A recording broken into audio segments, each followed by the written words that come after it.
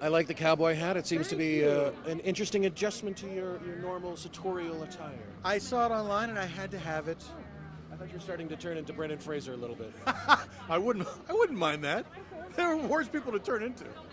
So, I overheard you saying, like, you were already watching the show and you heard your name, and then you're like, well, they have to put me on the show now. Oh, yeah. I immediately got on Twitter.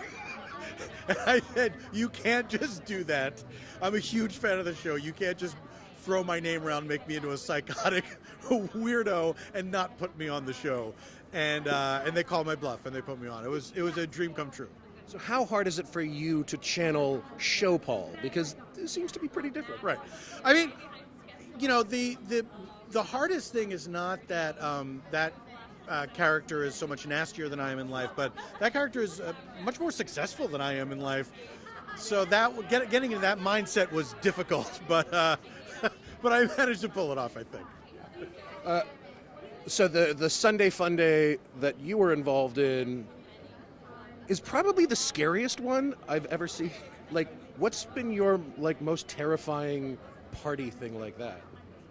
Oh, I mean, in my younger days, there were a lot of parties where I would wake up in a place where I didn't know where I was. Thankfully, that phase is over. But there was always, there's nothing like that feeling at a party. It's a house party that just keeps getting bigger and bigger, and then eventually the scary people show up, where it's like you just know this dude is gonna be trouble. He's looking like if you have a party at your house, and then like, hey, some of my stuff is gone, you know, that sort of thing. So, what's your best memory of the show? Man, I mean, it's really hard because there's been so many things that have happened to these characters, and to watch their growth in some areas, their lack of growth in other areas.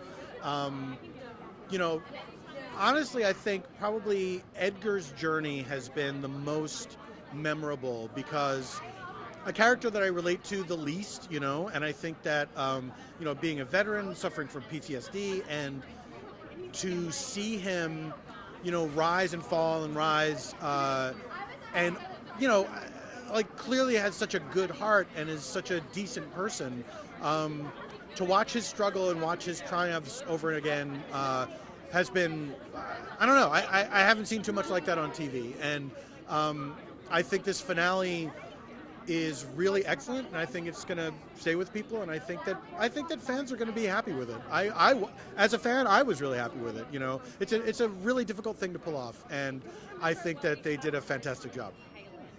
And then, would you be friends with your version, with the show's version of you? Absolutely not.